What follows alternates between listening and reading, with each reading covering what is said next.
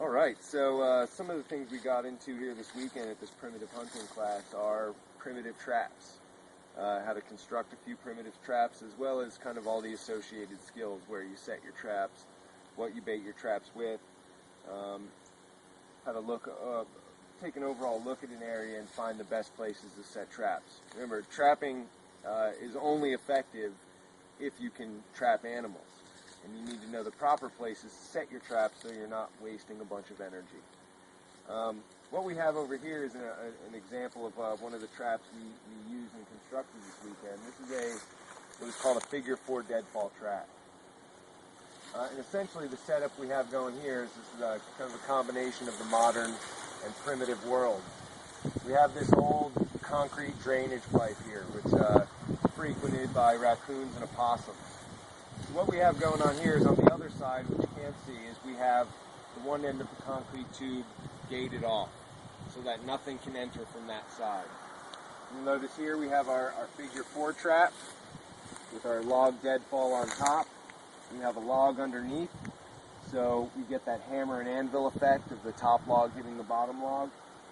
And what happens is on the inside of this concrete tube is the head of a beaver that we trapped.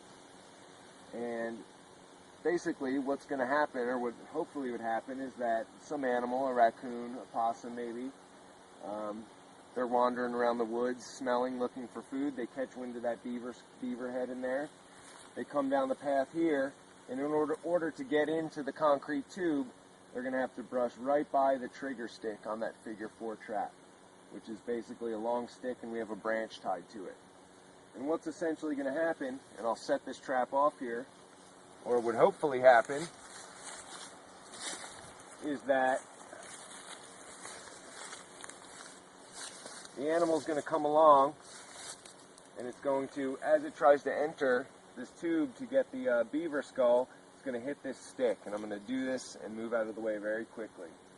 So, like so. Obviously, the animal trips that log isn't going to come down on its head and very quickly and humanely end its life. You know, whenever we're hunting or we're trapping, we're taking the life of an animal, and we want to be respectful to that animal, and we want to ensure a quick, clean death. We never want anything to suffer that we take with any hunting or trapping method. These primitive traps are very effective. We got into 3 different traps this weekend. As I said, we focused on the Paiute trap, the figure 4, and we also did a baited T-bar snare. Once again, these are traps that were used and perfected by our ancestors, and really it was only 3 traps out of several hundred traps that were used by peoples all over the world. If you approach these traps with the right skill set, and by certain skill sets that are needed to make tracking effective, we need to be effective at tracking and sign tracking. We need to be effective at stalking, because we need to stalk in and out of the areas where we're going to trap. And we need to have some level of understanding of these animals' habits and behaviors.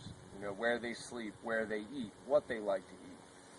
When and only when we kind of combine all of those skill sets and are effective at all of them, do we become effective trappers. You know, it's of the utmost importance, you know, especially if we're in a survival situation or a primitive living situation, that we are conserving energy wherever possible. You know, one of the beautiful things about trapping as a hunting method is it is a passive means for gathering food. Meaning, you know, if I set 10 traps, I can be out hunting in 10 places at once. So I have those traps working for me, even when I'm not there. That can let me use my time in other ways. Maybe to finish working on my shelter, to collect water, to collect firewood, to process animals that I got the previous day. And that's really the beautiful thing about trapping, is it allows us to be in many places at once. And in order for it to be effective, you know, we need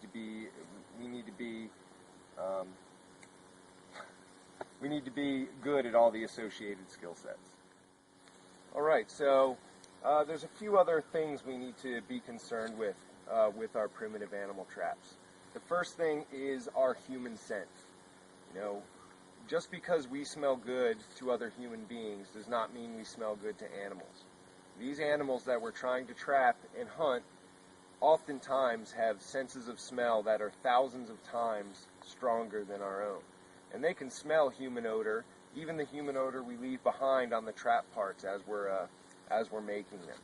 So we need to take a moment before we set a trap to remove our human scent. And there's a couple ways we can go about doing that. The first thing is anytime we handle our traps, we want to make sure we have clean hands. We want to make sure we weren't touching our hair or eating some food or anything like that. We want to start this process with clean hands. Some other things we can do to descent the traps is we can take and we can rub them down with charcoal. Charcoal is a natural remover of odors. Not only does it remove your odors, but the charcoal is going to help to camouflage your traps a little bit. In the process of making and crafting these traps, we're removing wood, we're exposing the light colorness of the wood underneath the bark, and we want to take time to camouflage all those notches. If we don't have charcoal, in a pinch we can use things like dirt. We can take plant leaves and crush them up and rub them on the trap. And basically the point is anything that we can do to remove our human odor from the trap, that's what we want to do. Right on the same note as removing our scent, when we move into an area to set up traps, we want to cause as minimal a disturbance as possible.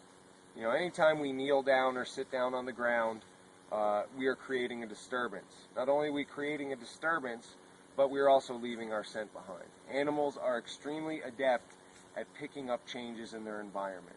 So if they're used to wandering this nice, tiny animal trail, and all of a sudden you come in and knock a bunch of vegetation down on either side, they're going to be aware of that change. So it's important that we move into an area where we're going to set a trap quietly, we create as little disturbance as possible, and get out as soon as we can. The longer we're in an area, the more chance we run of spooking animals and game out of the area. The longer we're in an area, there's more chance of us to leave odor behind and create a disturbance. And I've even seen a couple steps off of an animal trail where you mat down a little bit of vegetation, change the animal's behavior in that area for a couple days. So in and out as quickly as you can, creating as little disturbance as you possibly can.